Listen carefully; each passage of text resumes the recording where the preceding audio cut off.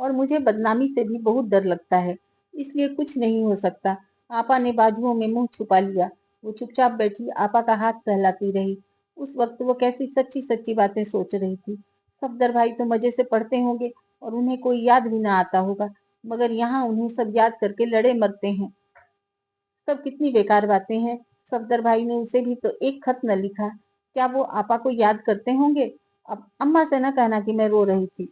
आपा ने आंसुओं से भीगा हुआ चेहरा उठाकर कहा, मैंने कब के कभी कुछ कहा है अम्मा से? वो जल ही तो गई। कुसुम दीदी कमरे में आ गई तो वो उठकर दालान में चली गई। उसे मालूम था कि अब वो दोनों किस तरह की बातें करेंगी। फिर भी सब उससे हर बात छुपाते, सिर्फ इसलिए कि अच्छी भली बड़ी होने के बावजूद वो सबसे छोटी थी। कोई भी उसके दिल की हालत न जानता था। कोई भी तो यह न सोचता था कि उसके दिमाग की क्या हालत है। कोई उसे समझाने की कोशिश न करता। कोई ये न जानता था कि वो तो अब स्कूल में दुआ करते हुए आसमानी बाप तक से अपने घर में रहमतें नाजिल करने की दुआएं किया करती थी। कई पतझड़ और बहार के मौसम आकर गुजर गए, लेकिन उसके घर का पतझड़ बहार में न बदला। आंगन में लगे हुए मेहंदी के पौधे को आपा कितना ही पानी देती, मगर उसकी प्यास न बुझती। पतली पतली हरी शाखें काली पड़ गई थी। आपा इन कई बरसों में कितनी कमजोर हो गई थी। अब्बा घर से बिल्कुल बेपरवाह नजर आते। दफ्तर से आने के बाद बैठक आबाद हो जाती और अंग्रेज सरकार से नफरत प्रकट करने में अब्बा की आवाज सबसे ऊंची होती। अम्मा उस वक्त बड़ी बेचैनी से आंगन में टहलती रहती। हाय, वह कौन सा मनहूस दिन था जब मेरी शादी हुई थी। सब कुछ खत्म हो गया। जो हो रहा है वो भी खत्म हो जाएगा। वो टहलते टहलते रुक कर आपा से कहती और जवाब न पाकर बड़बड़ाने लगती। वैसे अब वो सफदर भाई की तरफ से निश्चिंत थी। अलीगढ़ से बीए करने के बाद वो न जाने कहाँ चले गए थे। अब्बा ने बहुत सर मारा मगर उनका पता न मालूम हुआ। अम्मा बहुत जल्दी में थी कि किसी तरह आपा की शादी कर दी जाए। उन्हें डर था कि सफदर भाई का भूत फिर कहीं से न आ निकले। मामा जब खाना पका चुकती तो अम्मा उससे शादी के बारे में बातें करती रहती। अब्बा को तो घर की किसी बात से दिलचस्पी रही न थी। रात जब वो बिस्तर पर आते तो वो किताब उठा लेते। शादी की बात होती तो हूँ हाँ करके टाल देते। उस दिन जब अम्मा ने कुसुम दीदी से सुना कि अब्बा के एक दोस्त गिरफ्तार कर लिए गए हैं तो अम्मा डर के मारे कांप गईं। तुम हम सबको भीख मंगवा दोगे। अगर दुश्मनों को किसी ने पकड़ लिया तो क्या होगा? रात अम्मा बिलक बिलक के रोने लगी। अब्बा कुछ बेचैन से होकर उठ बैठे। मैं तो तुम लोगों की वजह से खुद ही कुछ नहीं करता और मुझे तो कुछ करना भी नहीं आता। बस ये नफरत है जो छुपाए नहीं छुपती। उसके बाद अम्मा देर तक रोती और बोलती रही, मगर अब्बा कुछ भी न बोले। दोस्त की गिरफ्तारी के बाद अम्मा को आपा की शादी की चिंता और भी बुरी तरह सताने लगी। एक भाई और भावज के सिवा उनका अपना तो कोई भी न था। हाँ, अब्बा के रिश्तेदारों में ढेरों लड़के थे। अम्मा ने उन दिनों अपने भाई को भी खत लिखा था कि आपा की शादी का ठिकाना करें। उनके भाई ने जवाब में लिखा था कि तुम्हारी भाभी कहती हैं कि शादी लड़की की पसंद से होनी चाहिए, इसलिए आप खानदान के लड़कों को तहमीना से मिलाएं और वो जिसे पसंद करे उससे शादी कर दें। और वो कहती हैं कि हम तहमीना की शादी में जरूर आएंगे। खत पढ़कर उसकी तो जान फूक गई थी, मगर अम्मा सारा दिन मुस्कुराती रही। वो बार बार खुश होकर कहती थी, लो भला बेचारी भाभी को क्या खबर, यहाँ ऐसी रस्में नहीं होती। अम्मा यह खत पढ़कर खुद ही खुश होती रही, मगर अब्बा से जिक्र तक न किया। हाँ, अब्बा के पीछे पड़ी रहती कि तहमीना की शादी का इंतजाम करो। अब्बा या तो चुप रहते या फिर यह कहकर जान छुड़ाते कि जहाँ जी चाहे कर दो। अम्मा यह जवाब सुनकर लड़ने बैठ जाती। फिर तुम यह कह दो कि बाप नहीं हो तो मैं खुद ही बाहर निकलकर लड़का ढूंढ लूंगी। अब्बा इन बातों से बचने के लिए आवाज देकर आपा को अपने पास बुला लेते तो अम्मा को मजबूरन खामोश होना पड़ता। उन्हीं दिनों बड़ी चची का खत आ गया। वह जमील भैया के लिए तहमीना आपा को मांग रही थी। अम्मा को ऐसे वक्त में यही पैगाम गनीमत लगा और अब्बा से पूछकर मंजूरी का खत लिख दिया। उसी दिन होली जली थी। दूसरे दिन कुसुम दीदी हमारे यहाँ बहुत सा पकवान लेकर आई और जब आपा से गले मिलने लगी तो उनके मुंह पर ढेर सारा अबीर मल दिया। फिर उसकी तरफ झपटी, मगर वह कुसुम दीदी के हत्थे न चढ़ी। आपा की रंगी हुई सूरत देखकर अम्मा को सहसा हंसी आ गई। शायद उस वक्त वो रंग खेलने को गुनाह समझना भूल गई थी। तुमने होली नहीं खेली कुसुम? अम्मा ने पूछा था। मैं विधवा जो हूँ मौसी। कुसुम दीदी की हंसती हुई सूरत कुमला गई थी। हूँ, अम्मा ने पहली बार शायद उन्हें हमदर्दी से देखा था। जी चाहता है कि खूब रंग खेलूं, मौसी रंगीन साड़ी पहनूं। मन को मारना कितना कठिन होता है, पर पति ने तो यह कुछ भी न सोचा था। कुसुम दीदी फूट फूट कर रोने लगी थी। चुप रहो कुसुम, त्योहार के दिन रोना अशुभ होता है। अम्मा ने उन्हें समझाना चाहा तो कुसुम दीदी ने जल्दी से आंसू पोंछ लिए और फिर आपा से बातें करने लगी। दूसरे दिन दोपहर में मामा ने आंखें फाड़ फाड़ कर अम्मा को बताया कि कुसुम दीदी भाग गई। हैरानी से अम्मा की आंखें खुली की खुली रह गई। अरे क्या सचमुच कुसुम दीदी भाग गई? वो खुद भी चौंक कर अम्मा का मुंह तकने लगी, मगर आपा के चेहरे पर तनिक भी हैरानी के लक्षण न थे। वो मेहंदी में पानी दे रही थी, जिसकी पत्तियां अब हरी हो चली थी। हाय, राय साहब की नाक कट गई। कैसे इज्जत वाले लोग थे। मामा माथा पीट पीट कर बातें किए जा रही थी। अब खूब होली खेलेगी, रंगीन साड़ियां पहनेगी। अम्मा बाबा की नाक कट गई तो क्या हुआ? अरे मैं होती तो भागने वालों को जिंदा दफना देती। सगी बहन निकली सलमा की। तौबा, और न करें दूसरी शादी। अपने धर्म को लेकर चाटें अब। बेटी हर वक्त गाती रहती थी, तब किसी को पता न चला। अम्मा बातें करते हुए आपा को बड़े ध्यान से देख रही थी। अगर मुझे पता होता तो अपनी तहमीना के पास एक मिनट को न बैठने देती। मेरे पास बैठने न बैठने से क्या होता है अम्मा? आपा ने शायद जिंदगी में पहली बार तल्खी से जवाब दिया था। अल्लाह करे कुसुम दीदी अपने घर खुश रहें। वो बराबर दुआएं किए जा रही थी और उसे बार बार सलमा फूफी याद आ रही थी।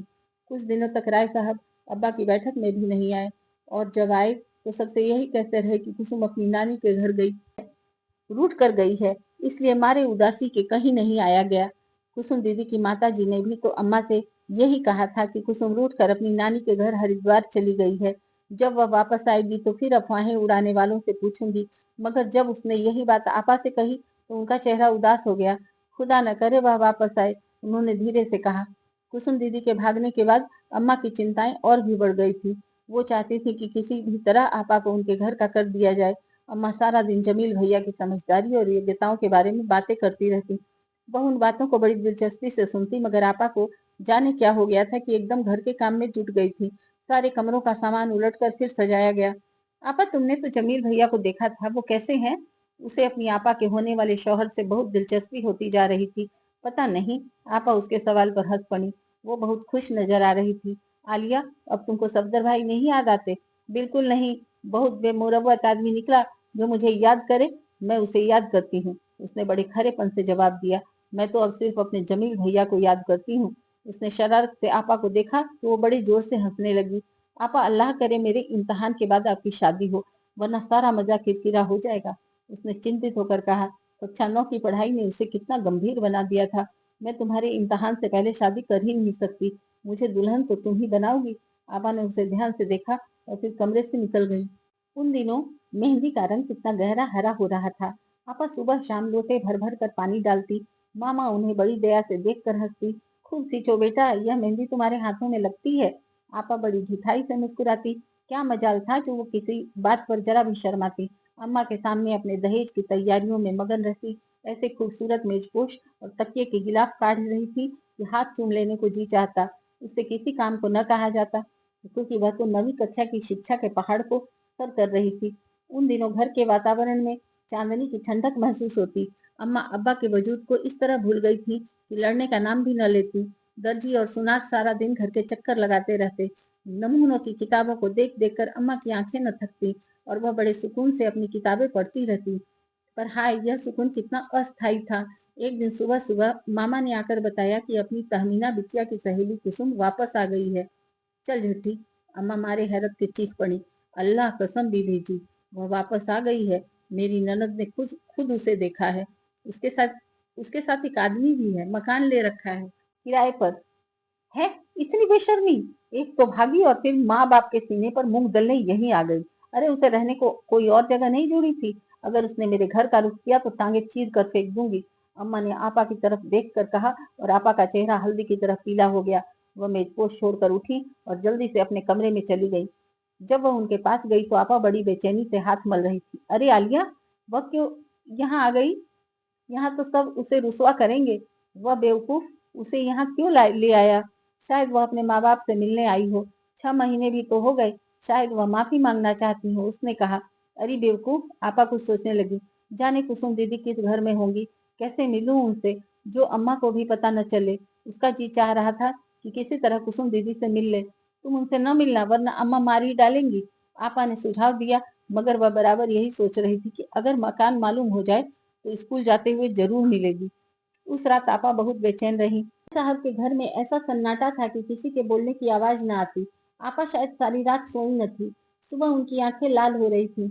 मामा काम करने आई तो उसने फिर बहुत जरूरी खबर सुनाई कि वह आदमी रातों रात कुसुम दीदी को छोड़कर चला गया। बाकी रात कुसुम दीदी रोती रही। आसपास के सारे लोग जमा हो गए। माँ बाप से मिलाने के बहाने और माफी दिलाने लाया था। राय साहब ने मिलने से इनकार कर दिया था, मगर उनकी पत्नी आज सवेरे मुंह अंधेरे कुसुम के घर गई थी। यही सजा होती है ऐसे हराफाओं की। बहुत अच्छा हुआ जो छोड़कर चला गया। लो भला घर से भागकर पत्नी बनने के सपने देख रही थी, कर लिए मजे, अब भुगते। अम्मा जहर में बुझी हुई बातें कर रही थी और आपा जैसे सुन्न सी हो गई थी। मैं अब्बा से कहूंगी कि राय साहब को समझाएं, वो कुसुम दीदी को घर ले आए। हाय, वह अकेली क्या करेंगी, उसने बड़े जोश से कहा था। उस मर्द से उसे कैसी नफरत महसूस हो रही थी। यहाँ लाकर उसने कौन सा कारनामा अंजाम दिया। वहीं कहीं परदेश में छोड़कर भाग जाता ताकि वह सर पटक पटक कर मर जाती। यह अपनों का अपमान तो न झेलना पड़ता। क्या कहोगी तुम अपने अब्बा से, यही न कि भागी हुई बेटी को घर बिठा ले। शर्म नहीं आएगी तुमको ऐसी बातें करते। अम्मा ने गुस्से से पूछा। हाँ, यही कहूंगी। वह अम्मा के सामने से हट गई। शाम को जब अब्बा दफ्तर से आए तो वह उनके सामने जाकर खड़ी हो गई। अब्बा, कुसुम दीदी अकेले घर में रो रही हैं। राय साहब को समझाइए, वो उसे ले आए। कोई उन्हें छोड़कर भाग गया। मुझे सब मालूम है। मैं तुम्हारे कहने से पहले ही राय साहब को समझाता।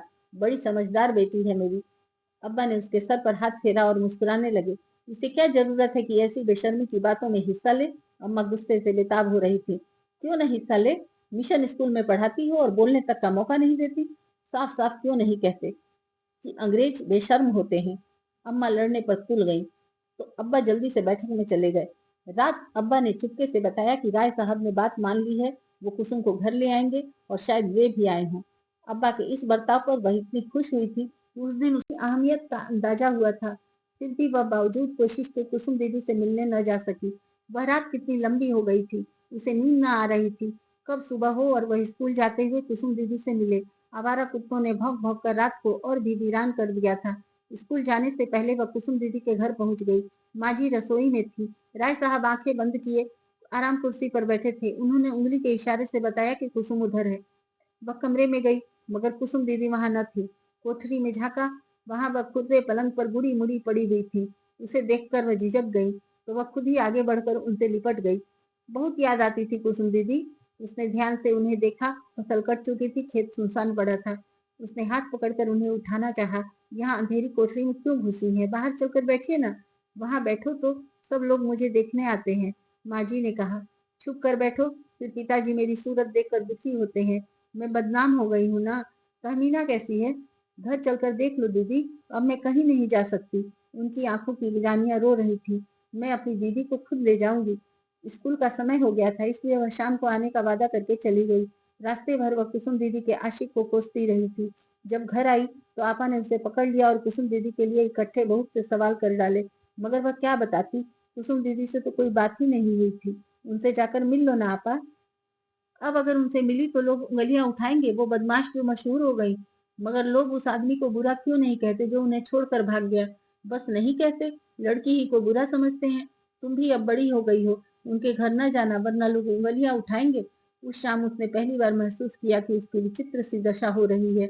इश्क और आशिकी के उलझे उलझे से ख्यालात उसे चकराए देते थे। यह इश्क और मोहब्बत क्या है जिसके लिए इंसान बड़े से बड़ा घाटा उठा लेता है? आखिर क्यों, किस लिए? उसकी समझ में कुछ भी ना आ रहा था। सोचते सोचते वह थक गई थी। उसने सबसे पहले खाना खा लिया और अपने बिस्तर पर लेटकर कोर्स की किताबों से उलझने लगी। फिर उसे पता भी न चला कि किस वक्त सो गई। सोते सोते एक बार उसकी आंख खुल गई। बाहर से कुत्तों के भौंकने और रोने की आवाजें आ रही थी। रात सचमुच मनहूस हो रही थी। अचानक उसकी नजर सामने उठ गई। चांदनी में राय साहब का कमरा साफ नजर आ रहा था। उसमें दिए की रोशनी इधर से उधर फिर रही थी। फिर उसे कोई नजर आया जो सर से पांव तक सफेद कपड़ों में लिपटा हुआ था। उसने डर के मारे आंखें बंद कर ली। उस कमरे में तो कोई भी न रहता था। खुद कुसुम दीदी ने उसे बताया था कि जब से दादाजी उस कमरे में मरे हैं तब से यह बंद पड़ा है। वहां जाते हुए सब लोग डरते हैं। उसने डर कर सोचा कि शायद कुसुम दीदी के दादाजी की आत्मा आ गई हो, मगर फिर उसे याद आया कि हिंदुओं के घरों में भूत आते हैं। उसने डर कर आपा को पुकारा, लेकिन वह करवट लेकर फिर सो गई। थोड़ी देर बाद रोशनी बुझ गई और छाया गायब हो गई तो उसने आराम की सांस ली। और सब लोग चाय पी रहे थे कि राय साहब के घर से रोने पीटने की आवाज आने लगी। मैं जानू, वह कुसुम फिर भाग गई। मामा बड़े चाव से बाहर भागी। साथ ही अब्बा भी बाहर लपके। चलो फुर्सत हुई। कुसुम तालाब में जा डूबी। पता नहीं चला कि रात किस समय घर से निकल गई। अब्बा कुछ मिनट बाद वापस आकर जैसे कुर्सी पर गिर पड़े। सारा दिन लोग उसे देखने और मालूमात करने आते रहे। शायद वे देखना चाहते थे कि भागने वाली के सिर पर सिंह तो नहीं निकल आए हैं। मेरे कपड़े लाओ, मुझे राय साहब के घर जाना है। अम्मा हैरान थी। आपा रो रही थी और अब्बा के कंधे पर सर रखे सर से पांव तक कांप रही थी। अब्बा उनका सर सहला रहे थे, उन्हें थपक रहे थे, मगर उन्हें न जाने क्या हो गया था कि रोया भी न जाता था। कुसुम दीदी खाट पर डालकर घर लाई जा चुकी थी। औरतों की भीड़ को चीरकर जब उसने उनके खुले चेहरे को देखा तो चीख पड़ी। सूजा हुआ नीला चेहरा भावनाहीन था। सब उनको देख रहे थे, मगर उन्होंने सभी को देखने से इनकार कर दिया था। उनके होंठ विचित्र ढंग से खुले थे, जैसे कौन गली गयो शाम के बोल सदा के लिए टूट गए हों। खाट से लटकी हुई सफेद साड़ी के पल्लू से पानी की अंतिम बूंद भी टपक कर कच्चे आंगन में लीन हो चुकी थी।